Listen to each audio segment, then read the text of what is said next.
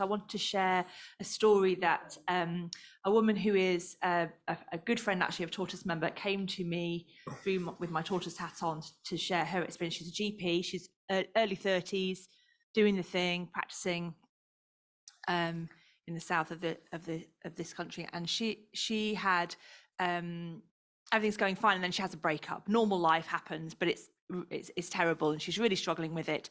And so she did what she felt was the responsible thing, which was to use a confidential for doctors and nurses helpline service that was provided, I think, by the trust in which she worked, and talk to them about, I'm really struggling, I can't sleep, and I'm drinking more than I would like to, and I just want to talk this through. So she did the thing that you're supposed to do, which is to seek confidentially. And then some years later, a complaint was made against her, as happens in the normal course of things. And in the investigation of the complaint against her, what she had shared confidentially with the doctors and nurses confidential helpline was handed over to the GMC.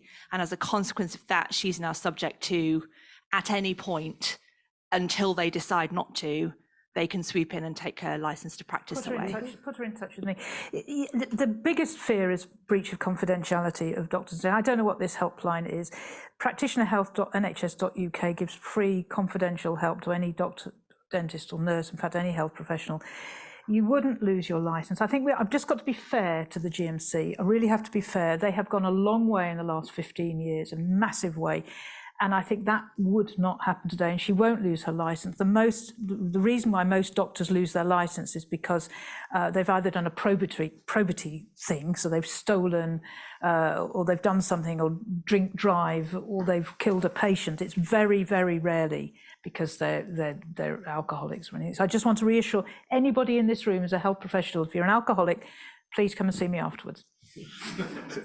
A doctor or a nurse, in particular a nurse, will be excluded from her hospital if it's a complaint, which means she'll be excluded from her social network, she'll be excluded from her friends, and it's a cruel process, and a complaint can take up to 5, even 7 years to run its course.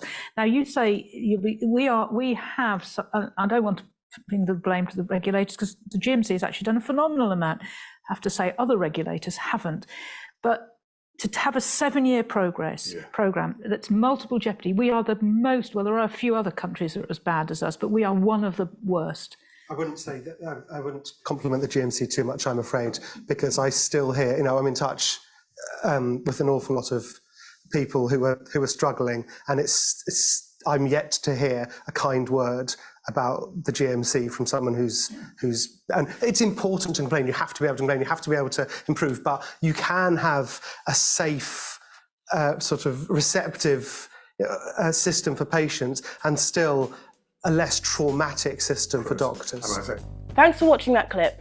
If you'd like to see the full interview, just click here. Don't forget to subscribe, and if you'd like to join us live in the newsroom, head to tortoisemedia.com/book.